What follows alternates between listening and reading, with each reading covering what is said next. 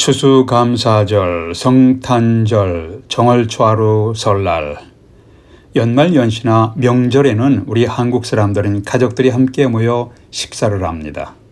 유대인들도 명절에 함께 모여 식사를 하는데 유대인의 최대 명절 6월절에 가족들이 모여서 식사를 합니다. 그것이 오늘 말씀의 배경입니다. 보통 가족당 한 마리의 양을 잡아서 제물로 드리고 고기는 가족들이 모여서 식사용으로 사용합니다. 6월절이란 유대인 최대 명절의 예루살렘에는 전 세계에 흩어진 유대인들이 순례자기로 모여들어서 수십몇 명이 북적거릴 것으로 예상되었습니다. 그것이 오늘 말씀의 배경의 이야기입니다. 이러한 상황에서 어디에서 6월절 식사를 준비할까요? 수많은 사람들이 북적거리는 예루살렘에서 어느 곳에서 어느 집에서 6월절 식사를 준비할까요? 제자들이 예수님께 여쭤봤습니다. 이때 예수님의 응답 속에 숨겨진 메시지가 있습니다. 무엇인가요? 이것이 오늘 메시지의 초점입니다. 첫 번째, 우리의 일상에서 만나는 사람들을 통해서 우리 삶을 인도하십니다. 다시 말해서 일상에서 만나는 사람들, 우리가 만나는 사람들에는 의미가 있다는 것이에요. 의미 있는 만남입니다. 13절과 15절에 보시니까 예수께서 제자 중에 둘을 보내시며 이르시되 성내로 들어가라. 그리하면 물 한 동이를 가지고 가는 사람을 만나리니 그를 따라가서 어디든지 그가 들어가는 그 집 주인에게 이르되 선생님의 말씀이 내가 내 제자들과 함께 6월절 음식을 먹을 나의 객실이 어디 있느냐 하시더라 하라. 그리하면 자리를 펴고 준비한 큰 다락방을 보이리니 거기서 우리를 위하여 준비하라 하시니. 6월절 양 잡는 날에 제자들이 선생님, 우리가 어디에 가서 선생님께서 6월절 음식을 잡수시게 준비를 하시길 원하십니까? 이에 대한 주님의 안내 말씀이 바로 오늘의 말씀에 있습니다. 여기서 특별히 주목할 광경이 있습니다. 무엇이냐면, 첫째는 어떻게 처음 보는 사람에게 자기의 다락방을 선뜻 내줄 수 있는가? 처음 보는 사람에게 어떻게 자기 집의 다락방을 선뜻 내줄 수가 있는가? 예루살렘에 거주하는 이 다락방의 주인에게 주님이 미리 환상으로 나의 제자들에게 다락방을 보여주고 6월절 식사를 준비하게 하라고 환상을 통해서 보여주셨는지, 아니면 예수님의 소문을 듣고 예수께서 메시아임을 고백하며 6월절 만찬에 대해서 미리 약속을 했는지는 정확히 알 수가 없습니다.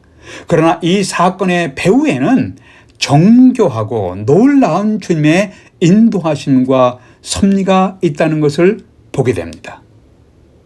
두 번째는 물 한 동이를 가지고 가는 남자란 말입니다. 한국어 성경에는 물 한 동이를 가지고 가는 사람이라고 했지만 헬라어 원문에는 이 사람이 남자, a man임을 분명히 했습니다.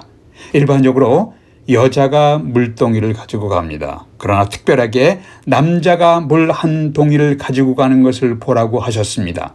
주님이 가까이 신뢰하는 베드로와 요한을 보내시면서 물 한 동이를 가지고 가는 남자를 특별한 사인으로 보고 베드로와 요한이 따라가서 그 집 주인을 만났습니다. 예수께서 말씀하신 그대로 전했습니다. 선생님의 말씀이 내가 내 제자들과 함께 6월절 음식을 먹을 나의 객실이 어디 있느냐 하시더라. 14절입니다. 그랬더니 주인의 말씀대로 그 집 주인이 자리를 펴고 준비한 큰 다락방을 보이고 거기서 6월절 식사를 준비하라고 했습니다.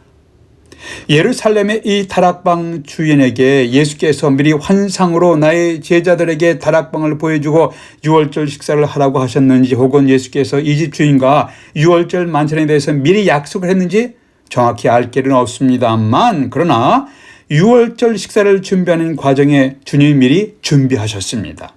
그리고 안내하시고 인도하시는 손길이 있다는 것을 보게 됩니다. 주님과 제자들의 유월절 식사는 매우 중요한 의미가 있습니다. 우선 유월절을 지키라는 성경 말씀에 순종하여 하나님께서 이스라엘 백성들을 구원하기 위해서 베푸신 은혜를 기억하는 절기입니다. 또한 매우 중요한 교훈들을 말씀하시려고 주님께서 계획하셨습니다. 그 다락방 강론이 요한복음 13장에서 17장에 자세히 기록되어 있습니다. 그리고 유월절을 마무리하고 이제 성찬식이라 불리는 주님의 만찬 의식을 시작하게 하신 것입니다. 이렇게 중요한 의미가 있는 유월절 식사를 준비하는 과정에 있는 사람들을 만나게 하는 계획하신 주님은 여러분과 저를 향하여 소중한 계획을 갖고 계십니다. 그리고 우리로 하여금 의미 있는 사람들을 만나게 하십니다. 주님은 우리에게 의미 있는 사람들을 만나게 하시고 우리가 만나게 하셨는데 우리가 영적으로 둔감하여 그냥 우연히 지나치는 만남이 있는 경우가 종종 있습니다. 그러나 여러분과 저는 이 땅에 우연히 태어났다가 우연히 사라지는 존재가 아닙니다. 우리가 만나는 사람에게 하나님께서 어떤 의미가 있는지를 의미를 부여하시고 또 어떤 의미 있는 사람을 만나게 하신지를 자세히 살펴보십시오. 어떤 사람들은 인생은 낙연의 길이야. 어디서 왔다가 어디로 가는지 몰라. 그냥 구름이 흘러가듯 떠돌다 가는 게 인생길이야 라고 생각하는 사람들이 있습니다. 아니에요. 하나님은 여러분과 저를 향하여 구체적인 계획과 목적을 갖고 계십니다. 그리고 구체적으로 인도하십니다. 우리들은 고통스럽게 생존을 위해서 몸부림치다가 의미 없이 쓰러져 지나가 버릴 의미 없는 존재가 아닙니다. 우리의 삶을 향한 하나님의 특별한 계획이 있음을 기억하십시오. 하루하루 내가 만나는 사람들이 나에게 어떤 의미가 있는지를 생각하며 살아가십시오. 나로 하여금 매일매일 내가 만나는 사람들이 하나님께서 어떻게 인도하시는 사람인지 그 만남에 하나님의 어떤 의미가 있는지를 생각해 보십시오. 오늘 말씀에서 첫 번째는 하나님께서는 우리 일상생활에서 만나는 사람들을 통해서 우리의 인생길에 인도하심과 도우심이 있다는 것을 기억하십시오. 두 번째, 주님은 우리의 일상생활에 시간을 조정하며 우리의 인생 길과 시간을 인도하십니다. 주님의 시간, 우리 일상생활에서 나타난 주님의 시간을 주님께서 조정하며 우리의 길을 인도하십니다. 일반적으로 유월절 날일 금요일 오후 3시에서 5시경에 유월절 제사로 드려질 양들을 잡기 시작합니다. 예수님은 유월절 목요일 저녁에 체포되시고 금요일에 십자가에 달리셨다가 약 오후 3시경에 십자가에서 사망하셨습니다. 유월절이 끝나고 안식일이 시작되는 오후 6시 이전에 무덤에 묻히셨습니다. 우리는 성경을 통해서 분명히 그 사실을 알 수가 있습니다. 정확하게 유월절 희생 제물로 드릴 양을 잡는 시간에 예수께서 희생되셨습니다. 목요일 저녁에 유월절 식사를 하셨는데 금요일 오후에 유월절 양으로 살해되셨다면 유대인들은 유월절 식사를 2번 합니까? 그렇게 질문하는 분들도 있습니다. 여기에 대한 의미 있는 해석과 설명이 있습니다. 팔레스틴의 북쪽인 갈릴리 지역 사람들은 목요일에 유월절 식사를 하시고 남쪽인 사두개인과 유대 지역 사람들은 금요일 저녁에 유월절 식사를 하는 관습이 있다고 합니다. 어느 성경학자들의 주장인데 의미가 있습니다. 주님은 좋은 설명이라고 생각되어집니다. 주님은 갈릴리에서 온 사람들과 목요일 저녁에 유월절 식사를 하셨고 남쪽 유대 지방 사람들은 유월절 식사를 위해 어린 양을 잡는 시간인 금요일 오후 3시경인데 바로 그 시간에 예수님께서 십자가에서 사망하셨습니다. 사도 바울은 예수님에 대해서 우리의 유월절 양 곧 그리스도께서 희생되셨느니라. 고린도전서 5장 7절입니다. 사도 요한은 예수님을 보면서 이렇게 외쳤습니다. 보라, 세상 죄를 지고 가는 하나님의 어린 양이로다. 예수 그리스도는 자신의 죄로 인하여 십자가에 달려 돌아가신 것이 아니라 온 세상 사람들의 죄를 대신 짊어지시고 죄로 인한 심판을 대신 받으셨습니다.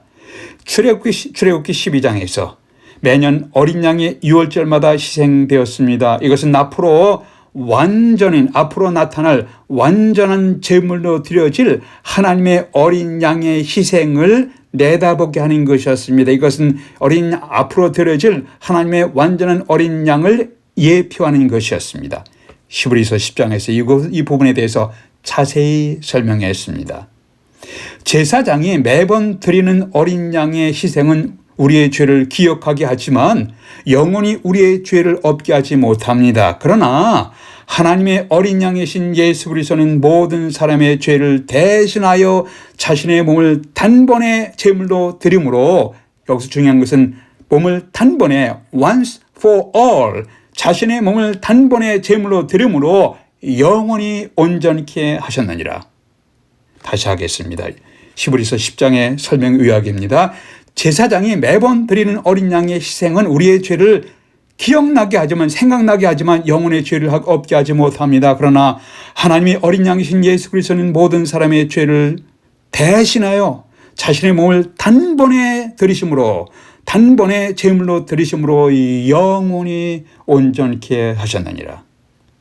예수 그리스도의 십자가 희생의 의미를 명확하게 설명했습니다. 언제 그렇게 자신의 몸을 제물로 드렸는가요? 다시 한번 강조합니다. 언제 예수님께서 자신의 몸을 단번에 once for all, 단번에 제물로 드림으로 영원히 온전케 하셨느니라. 언제 그렇게 하셨습니까? 금요일 오후 3시경. 유월절을 위해 어린 양을 잡는 시간에 예수 그리스도는 십자가에서 유월절 하나님의 어린 양으로 피를 흘리며 사망하셨습니다. 주님이 팔레스틴 남쪽 지방에 위치한 예루살렘에서 유월절 양을 잡는 시간인 금요일 오후 3시경에 십자가에서 피를 흘리며 사망하신 것은 결코 우연한 사건이 아닙니다. 이 사망 시간까지도 하나님의 인도하심과 섭리가 있었습니다. 인간들이 예수님을 죽일 모의를 하고 시간을 열보았지만 결국 예수님께서 사망하시는 시간까지도 하나님이 인정하시고 인도하시고 조종하는 장면, 주님의 손길이 있었습니다. 인간들은 자신이 하나님을 거역하는 죄와 행동에 대해서 책임이 있습니다. 그러나 하나님은 이 모든 일에 주님의 뜻을 이루어 가시는 분이십니다. 우리가 알거니와 하나님을 사랑하는 자 곧 그의 뜻대로 부르심을 입은 자들에게는 모든 것이 협력하여 선을 이루느니라. 로마서 8장 28절입니다. 다시 하겠습니다. 우리가 알거니와 하나님을 사랑하는 자 곧 그의 뜻대로 부르심을 입은 자들에게는 모든 것이 합력하여 하나님의 선을 이루느니라. 잠언서는 사람이 마음으로 자기의 길을 계획할지라도 그의 걸음을 인도하시는 이는 여호와시니라. 자신이 죽는 시간까지도 준비하며 조종하시는 주님은 바로 여러분과 저의 인생, 우리의 인생을 조종하며 때를 따라 인도하시는 분이십니다. 잠언서 3장은 말씀하기를 너는 마음을 다하여 여호와를 신뢰하고 내 명철을 의지하지 말라. 너는 범사에 그를 인정하라. 그리하면 내 길을 시도하시리라. 여러분과 저의 인생의 모든 일에 모든 시간에 하나님의 때마다 일마다 인도하시는 하나님의 도우심을 구하십시오. 몇 시간 후에 체포되어서 잔인한 신문을 받으시고 사망의 골짜기를 걸어가실 것을 아시면서도 주님은 제자들과 마지막 식사를 섬세하게 미리 준비하는 모습을 오늘 성경에서 보셨습니다. 주님은 우리가 인생의 험한 골짜기를 지나야 할 것을 주님은 미리 아셨습니다. 그리고 미리 아시고 우리를 위해서 섬세하게 준비하시고 때를 따라 돕는 은혜를 베푸시고 인도하시는 분이십니다. 우리가 만나는 사람, 우리가 경험하는 사건에 주님의 어떠한 손길과 인도하심이 있는지 생각해 보십시오. 기도하시겠습니다. 아버지 하나님, 예수 그리스도의 십자가를 전후한 사건과 유월절 준비에도 세심한 주님의 손길이 있음을 보았습니다. 우리 인생을 향한 주님의 섬세한 계획이 있음을 바라보면서 주님의 인도하심을 구하며 살아가게 될 수 있도록 도와주시옵소서.